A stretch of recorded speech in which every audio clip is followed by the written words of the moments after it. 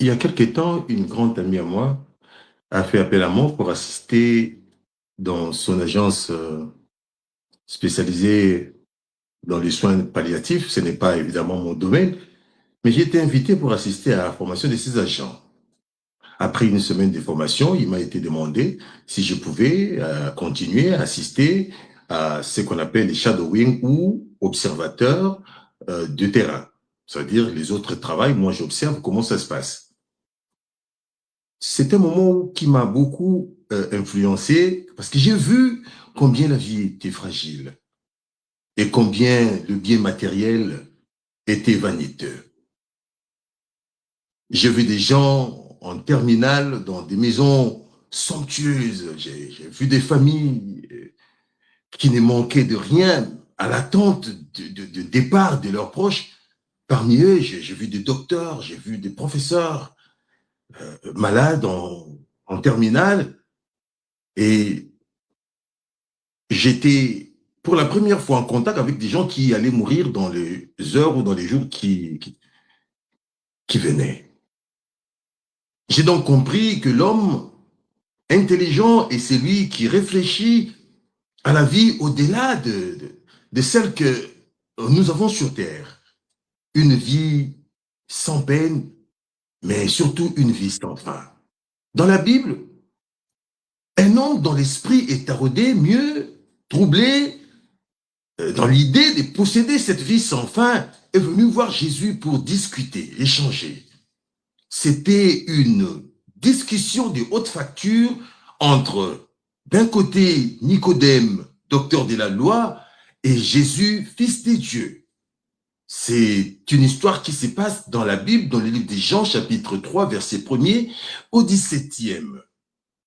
Et c'est parmi, pour moi, les enseignements que Jésus a donnés sur les royaumes des cieux qui sont vraiment très, très, très puissants.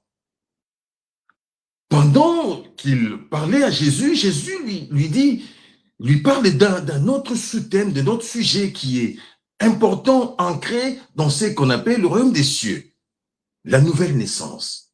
Mais les questions de l'homme qui est supposé être docteur de la loi commençaient à inquiéter Jésus. Comment un enseignant ne peut pas comprendre des petites choses? Et si un enseignant ne pouvait pas comprendre des petites choses, quitte de ses disciples? Et pour l'amener à la compréhension, Jésus, en bon enseignant, les ramène dans un terrain qui lui est favorable, un terrain facile pour favoriser la compréhension. Ça veut dire le terrain de Moïse et de la loi.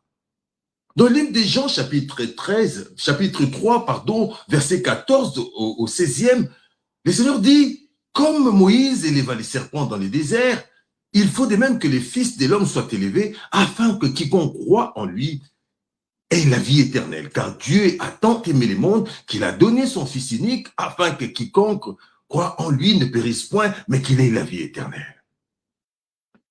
Quand nous lisons ce passage, le Seigneur fait un parallélisme ou une approche comparative, ou mieux, une analogie entre deux événements, entre deux époques, entre deux environnements différents, mais surtout entre deux personnages distincts.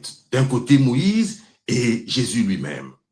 En fait, Jésus veut simplement dire à Nicodème, son interlocuteur qui est venu de nuit, que tu ne peux pas comprendre les écrits de Moïse si tu ne comprends pas qu'il a parlé de moi, Jésus. Amen.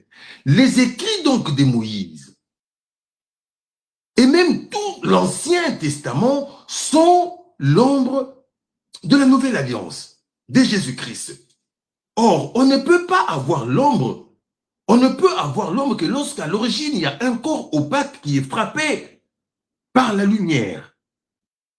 Lorsque donc la lumière frappe un corps, c'est son ombre qui apparaît en premier. C'est comme pour dire, la loi qui est venue, c'est au fait l'ombre de la grâce qui a été frappée par la lumière de la parole. L'ancienne alliance est l'ombre de la nouvelle. Donc Moïse lui-même est l'ombre de Jésus.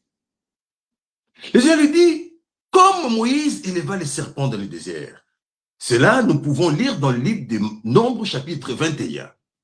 Que se passe-t-il dans le désert? Comme Moïse éleva le serpent dans le désert. L'histoire ici, c'est le peuple de Dieu qui est fatigué de continuellement marcher sans pour autant arriver à la destination finale. Peu importe ce que le Seigneur faisait pour eux, ils en avaient à un moment donné marre. Ils ont murmuré contre Dieu et contre Moïse. Et Dieu, frappé par l'incrédulité du peuple, il s'est mis en colère et a puni son peuple.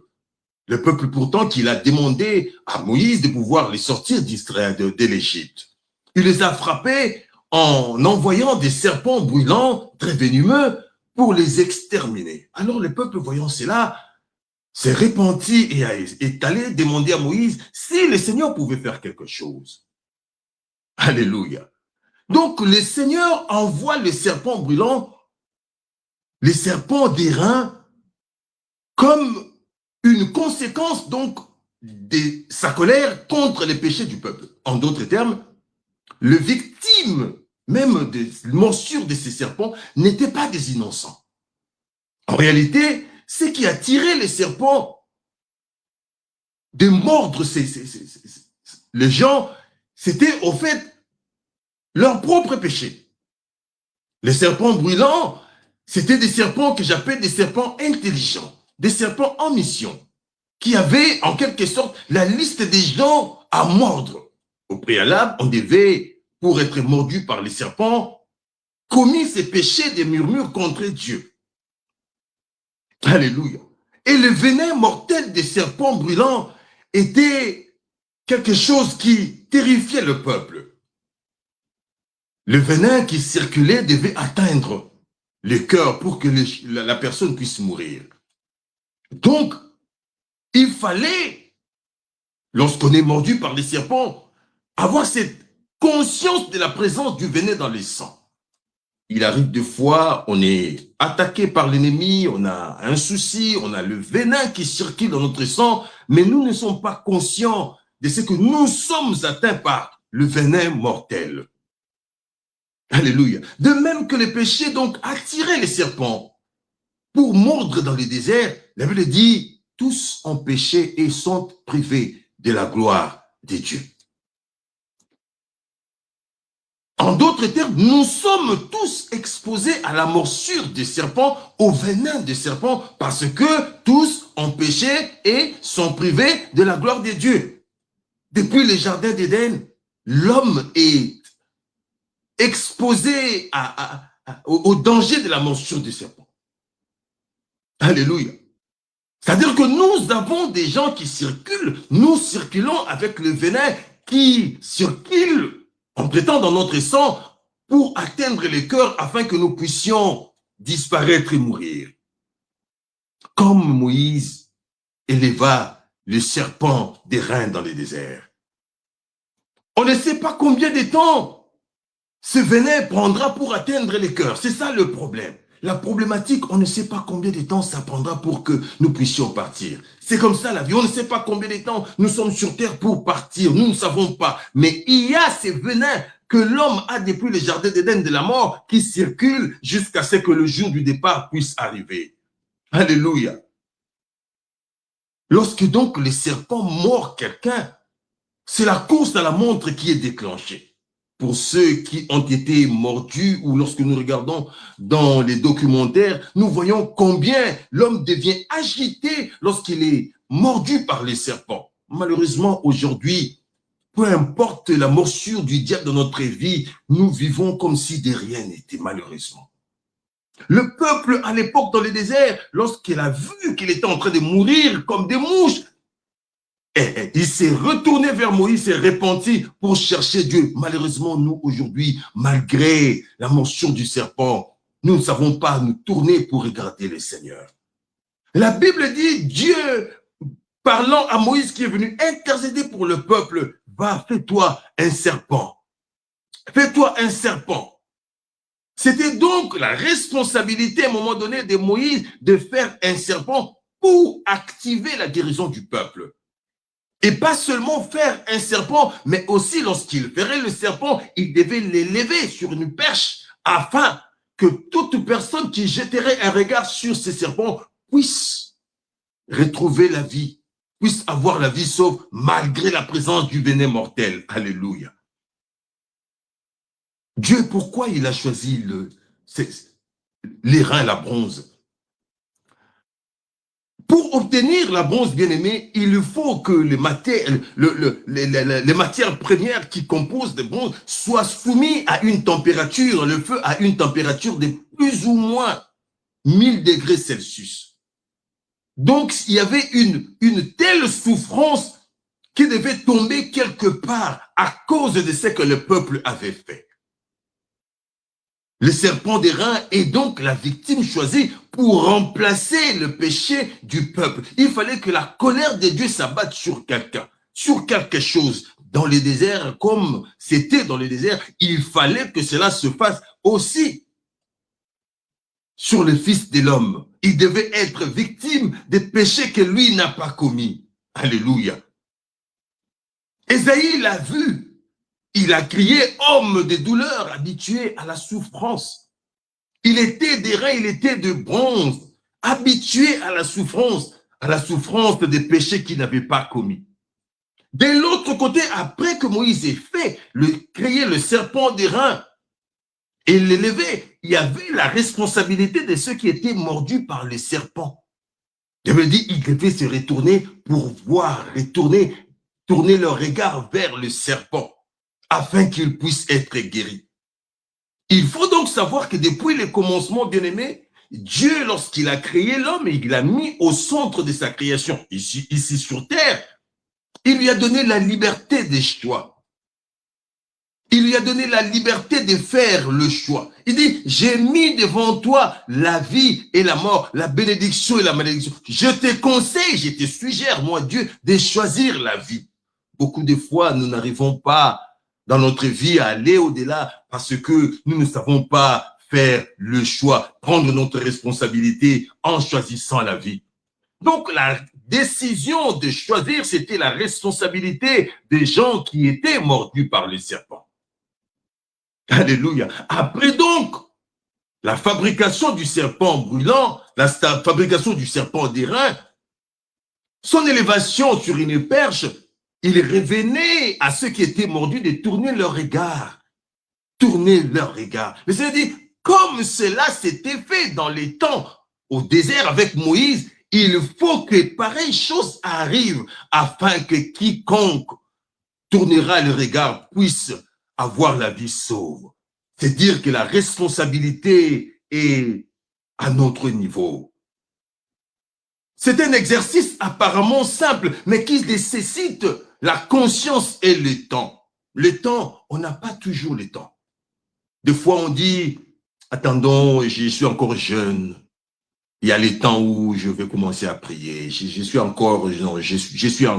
Le temps ne nous appartient pas. Il dit, lorsque vous entendez sa voix, n'en dire si ce n'est pas vos cœurs. Alléluia. Donc, dans les déserts, il fallait être dans les sillages de là où Moïse a élevé les serpents d'airain. Il fallait être dans les alentours. C'est-à-dire que nous devons être dans les sillages du Christ. Apôtre Pierre a compris ces choses lorsqu'il a vu Jésus transfiguré d'un côté Moïse. Et il dit, je veux qu'on puisse construire des temps que nous habitions ici. Nous ne devons pas bouger. Les docteurs de la loi, les scribes, ce sont eux qui ont crucifié Jésus.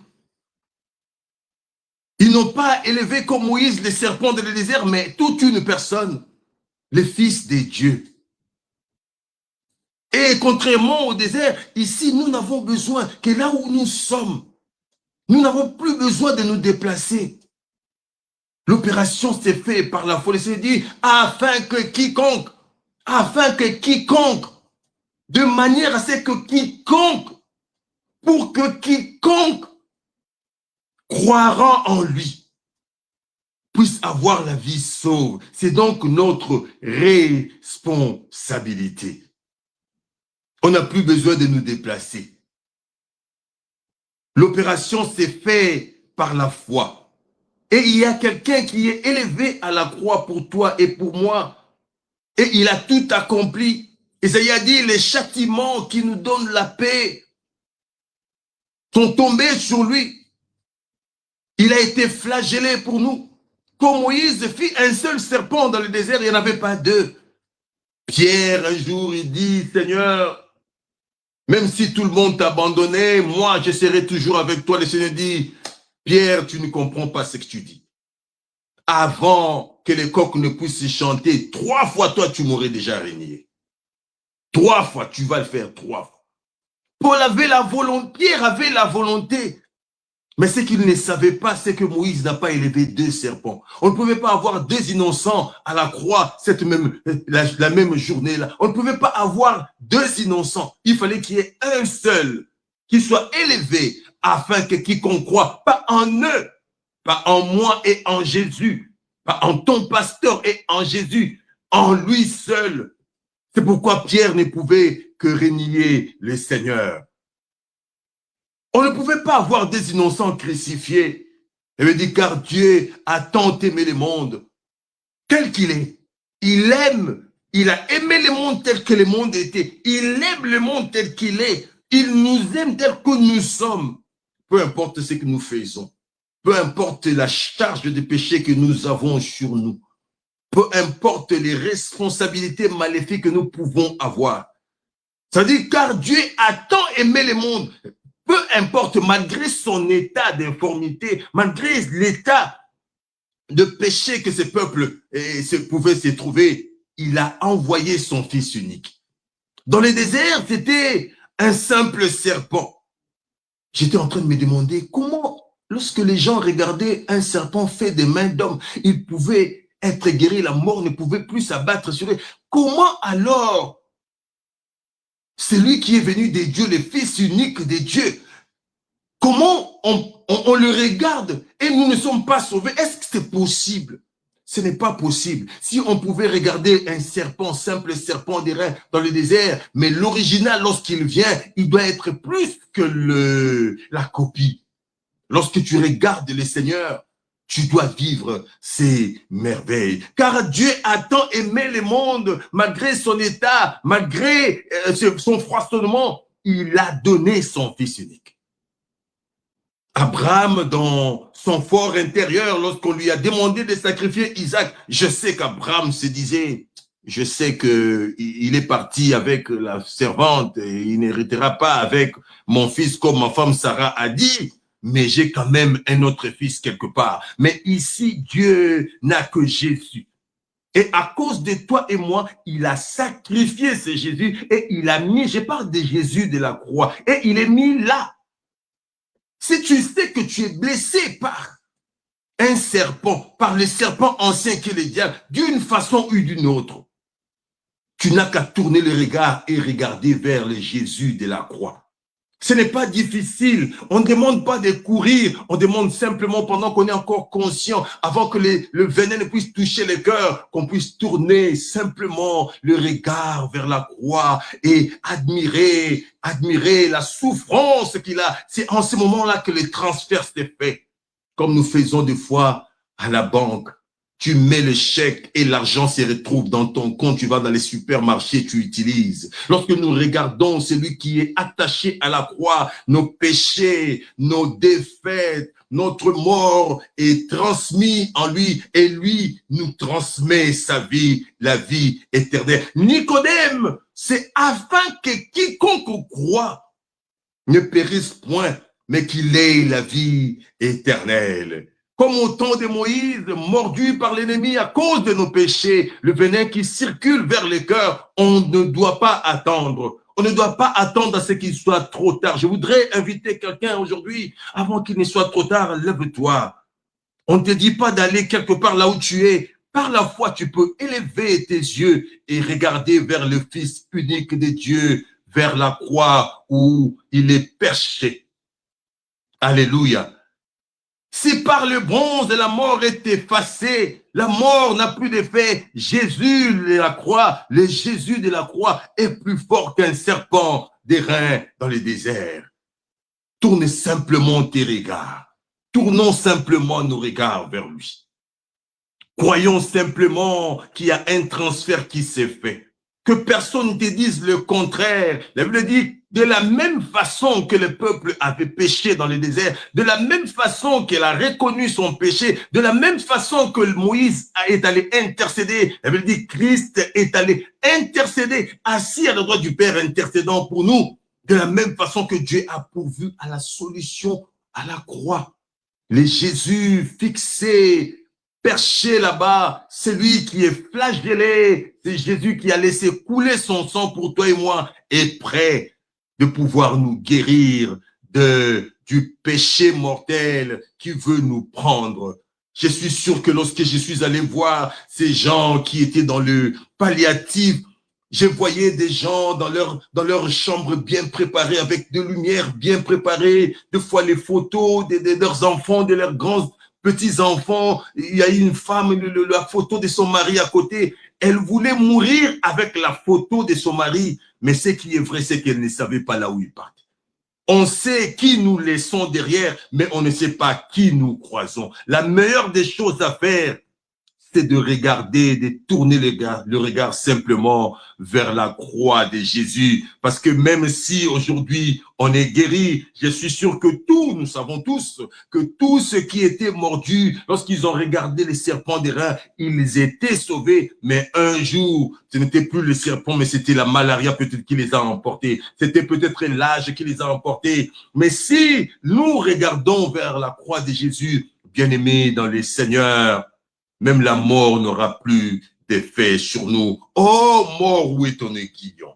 Tournons donc nos regards vers lui. Un simple regard ne coûte rien. On ne te demande ni la dîme, ni l'offrande, mais on te demande simplement aujourd'hui, à cause de ce que le serpent a enduré, à cause de ce que le serpent a enduré, les gens du temps de Moïse ont été sauvés en regardant simplement. Mais il y a plus que ça, il y a plus que les serpents qui est élevé, c'est Jésus qui est élevé à la croix. Tourne simplement tes regards et reçois les saluts nés de nouveau au nom de Jésus-Christ. Que le Seigneur vous bénisse abondamment. Merci de revenir à notre programme. Nous avons un programme full anglais le jeudi avec un serviteur de Dieu qui va nous partager la parole d'une dimension très élevée, le temps de nous réchauffer pour entrer dans notre grand séminaire. Que le Seigneur vous bénisse abondamment. C'était bien d'aller à l'église, mais c'est mieux de regarder vers la croix pour que le venin du serpent qui circule pour aller nous tuer dans notre cœur puisse ne plus avoir d'effet sur nous. Que le Seigneur vous bénisse abondamment. Continuez à nous soutenir, partagez ce message, continuez à nous envoyer vos remarques. Au nom de Jésus. Amen.